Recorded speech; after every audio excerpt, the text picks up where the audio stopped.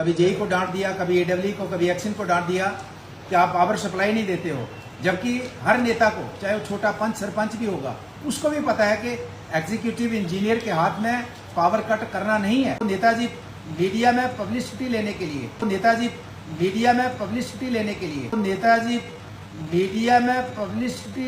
लिए, जानबूझ के उनको डांटते हैं ताकि लोगों को पता चले कि लोगों की बात करने वाला एक ही आदमी उधमपुर के अंदर। तो मैं उनको कहना चाहता हूं कि सब जानते हैं कि गर्मियों के सीजन में अक्सर जो चर्चा का विषय हर घर में रहता है वो पावर कट को लेकर रहता है। क्योंकि जब गर्मी टॉप पे होती है, पीक पे रहती है, तो उसमें हर आदमी का कंसर्न रहता है कि हमारे घर का पंखा चलना चाहिए, घर का कूलर चलना चाहिए, घर के अंदर हवा मिलनी चाहिए।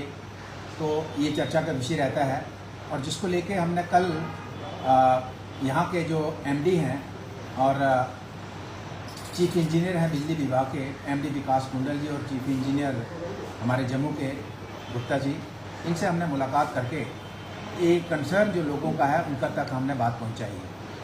और हमने ये भी कहा है कि विभाग ने हमारे लोगों के साथ ये कमिटमेंट करी थी कि जहाँ जहाँ स्मार्ट मीटरिंग होगी वहाँ पे आपको 24 घंटे पावर सप्लाई दी जाएगी।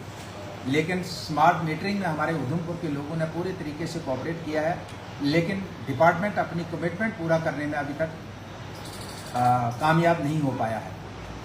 तो उन्होंने हमें आश्वासन दिया है कि हम जल्द से जल्द जिन एरिया में मीटरिंग हुई है वहाँ भी और बाकी एरिया में भी कोशिश करेंगे, हमारे गाँव के एरियाज़ हैं जहाँ बिजली का कट बहुत ज़्यादा है, उसको कम करने की कोशिश करेंगे। मेरे पास डेपुटेशन आया था, जैसे हमारे लगातार जो हर साल अमरनाथ यात्रा होती है और नेशनल हाईवे पे हमारा कट नहीं होता था, लेकिन इस बार वो भी रहा।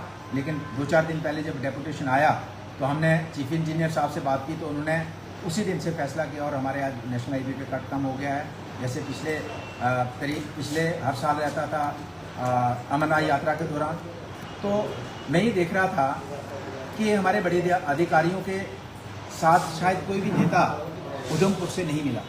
यहाँ आके मैं देख रहा था 3-4 दिन पहले भी एक नेताजी एक मीटिंग में एक छोटे से अधिकारी, कभी जेई को डांट दिया, कभी एडब्ल्यू को, कभी एक्शन को डांट दिया कि आप पावर सप्लाई नहीं देते हो।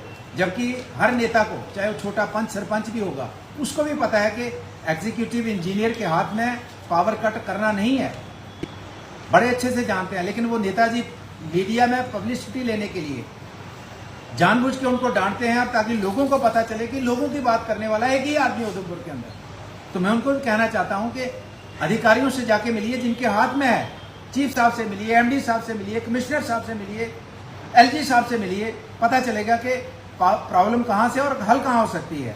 तो मीडिया पब्लिसिटी लेने वाले नेताओं को लोग आजकल पसंद नहीं करते हैं। दूसरा, जो हमारा मीटरिंग हुई है वहां पे बिजली के बिल्स बहुत ज़्यादा हैं। कुछ एक एरिया की शिकायत है, वो भी उनके नोटिस में लाई है।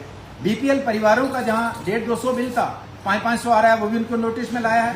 हमने उनको कहा कि जितनी बिजली जो खर्च करेगा उसका आपको अधिकार है, आप उसका किराया लीजिए, लेकिन जो बिजली जितनी नहीं खर्चता है उससे ज़्यादा आप किराया लेंगे तो लोगों में नाराज़गी तो होगी, और लोगों की नाराज़गी होगी तो हमको लोगों के साथ खड़े रहेंगे।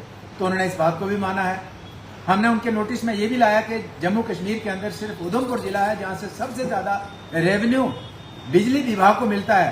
तो अगर सबसे ज़्यादा रेवेन्यू हम देते हैं, जो बच्चा दौड़ में फर्स्ट आता है तो उसको पहला इनाम मिलता है, तकमा मिलता है। तो अगर उधमपुर फर्स्ट आता है तो हमें कोई ना कोई इंसेंटिव मिलना चाहिए।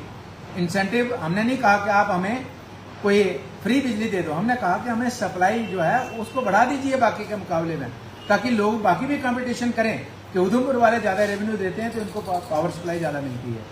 तो कंपटीशन होगा, हमें भी फायदा होगा, आपको भी फायदा होगा, दूसरे जिले वाले भी आपका रेवेन्यू बढ़ाएंगे।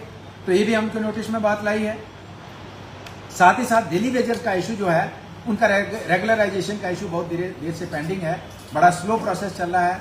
कुछ लोगों के नाम ड्रॉप हुए हैं, वो भी नोटिस में लाया और उन्होंने सारी बातें सुनने के बाद एमडी साहब ने और चीफ साहब ने हमारे से वादा किया है कि ये जो इश्यूज़ आपने पब्लिक के इश्यूज़ हमारे नोटिस में लाए हैं, बहुत अच्छा किया, और इन इश्यूज़ को हल करने के लिए हम कोशिश करेंगे, इसका कोई ना कोई रास्ता निकाल के इन इश्यूज़ को हल करें। ये उन्होंने हमारे साथ हमें आश्वासन दिया है, हमारे साथ वादा किया।